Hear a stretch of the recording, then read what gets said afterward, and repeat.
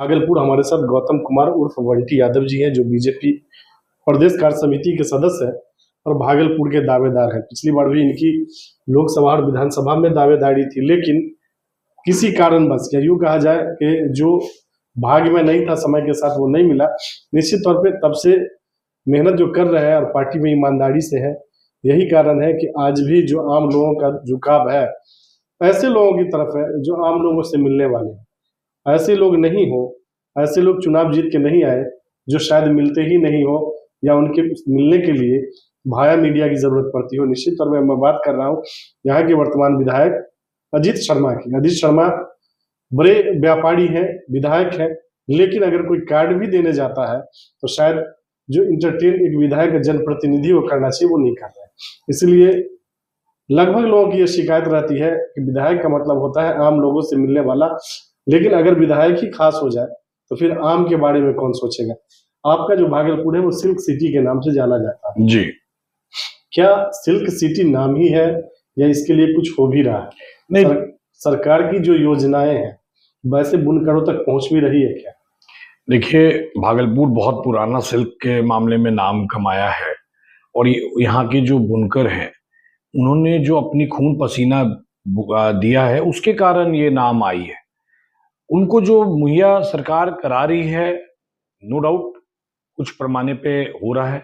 आप जितना भी स्कार्फ देखेंगे जो वर्ल्ड के किसी कोना में जाता है, आज वो भागलपुर से ही बन के जाता है। थोड़ा सा इसमें अभी और इनको मदद और इनको जरूरत पूरा कराने के लिए, व्यवस्था बनाने के लिए जरूरत है।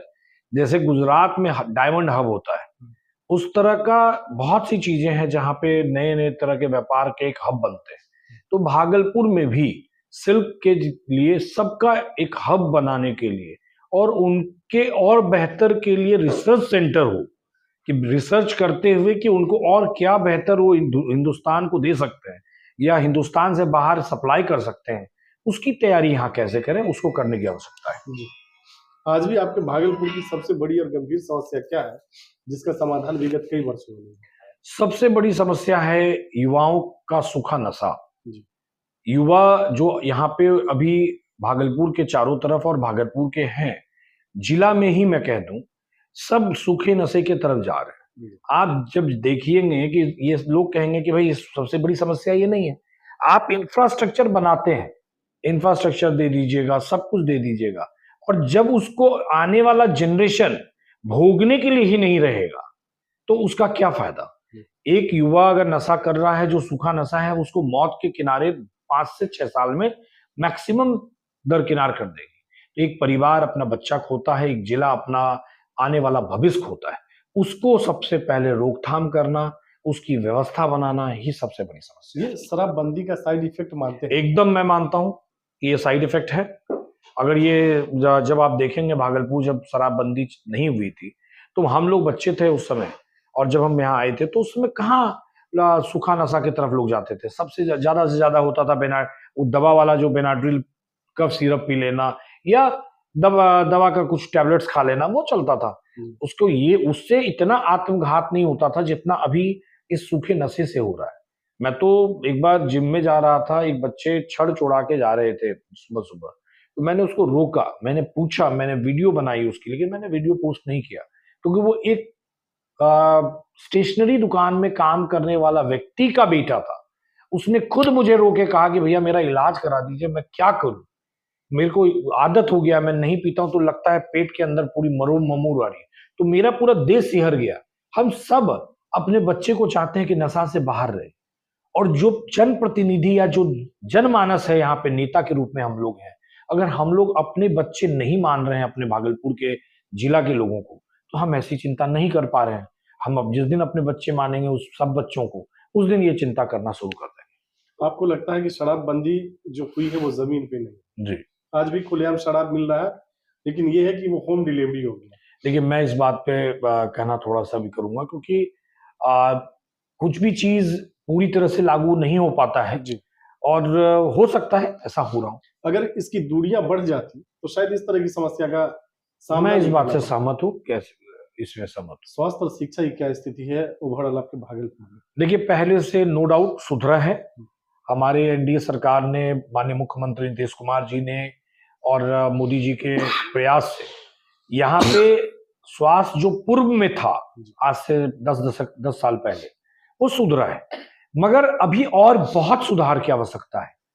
जो डॉक्टर्स के साथ जो स्टाफ्स हैं उसकी रिक्रूटमेंट होना, हम बिल्डिंग बना देंगे और बिल्डिंग में अगर हम स्टाफ्स नहीं प्रॉपर रखेंगे तो इलाज नहीं प्रॉपर हो पाएगी, तो उसके लिए अभी सुधार की आवश्यकता है।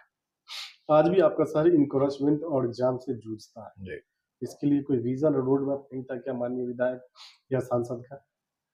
देखिए ये तो वो जवाब देंगे कि उनकी क्या रोड मैप बनी है, लेकिन मेरा मानना है कि जिस दिन एक जनप्रतिनिधि अगर समाज, जो भागलपुर जिला के या समाज के वरिष्ठ लोगों के साथ अगर सामंजस्य बना के कार्य करेंगे और डीएम के साथ और एसडीएम के साथ अगर एक अच्छी मीटिंग और एसएसपी के साथ रहेगी तो हर चीज का समाधान इस धरती पे है।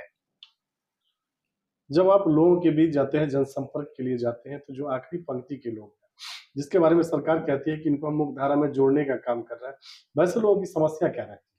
देखिए उनकी सबसे बड़ी समस्या है उनके कार्य समय पे नहीं होना, उनको किसी कारणवश झूठ का फंसा देना, है ना। थाना पुलिस में मान लीजिए उनका नाम गलत फंस गया, जो हमारे पास अक्सर पैरवी अभी भी आती है।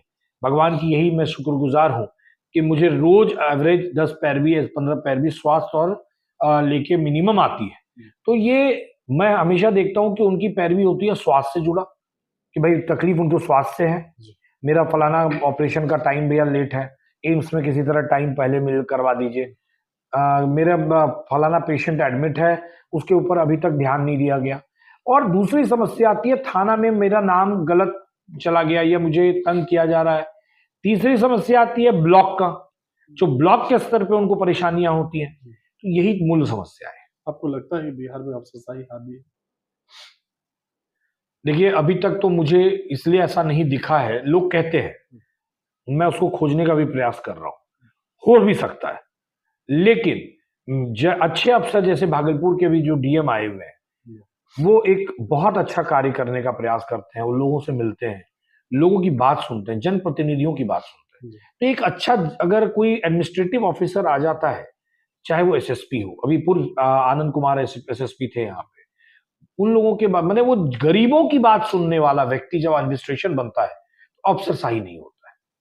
ये कोई नेता या कोई सरकार अफसरशाही नहीं लाता है, ये अफसरशाही तब हो जाता है जब वो व्यक्ति वहां पे वैसा बैठ जाता है जिसको कि सिर्फ अफसरशाही करना है। आपका विजन क्या है भागलपुर के लिए? आप भी दावेदार हैं, आपकी भी दावेदारी है और कई टर्म से आप कोशिश कर रहे हैं और इस बार भी आपकी दावेदारी प्रबल है।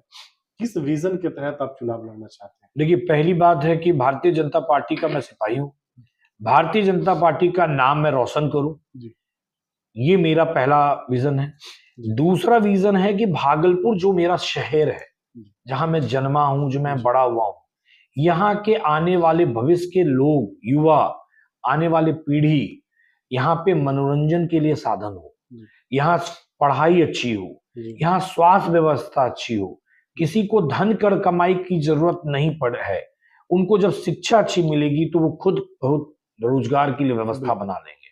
उनकी अगर स्वास्थ्य अच्छी रहेगी तो उनका धन उन चीजों में बर्बाद कम होगा जो कि सदुपयोग फिर होने लगेगा।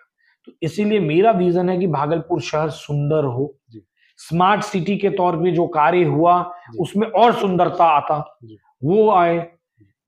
दूसरा है कि यहाँ के जो पीढ़ी है, जो गार्जियन है, जो बूढ़े हैं, बुजुर्ग हैं, जिनके पिता बच्चे बाहर चले गए हैं, उनको यहाँ रहने में कोई असुविधा नहीं हो, उनका कोई सहारा सरकार के तरफ से व्यवस्था रहे कि एक फोन दाबे। ऐसे बहुत से गार्जियन हैं जिनके बच्चे यहाँ नहीं है, हमारी कॉलोनी में ऐसे लोग हैं जिनको अगर बीमार पड़ जाए तो रात में कोई देखने वाला नहीं।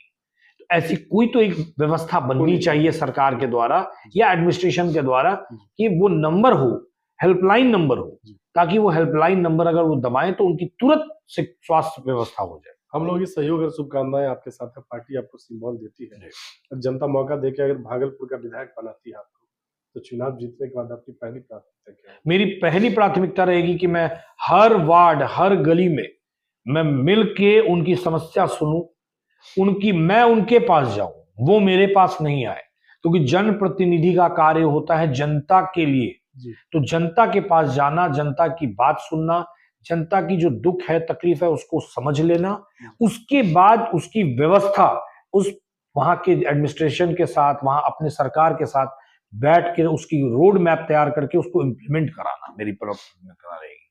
चलिए, गौतम कुमार उर्फ बंटी यादव जी, आपसे बात करने के लिए बहुत बहुत धन्यवाद। धन्यवाद भाई साहब।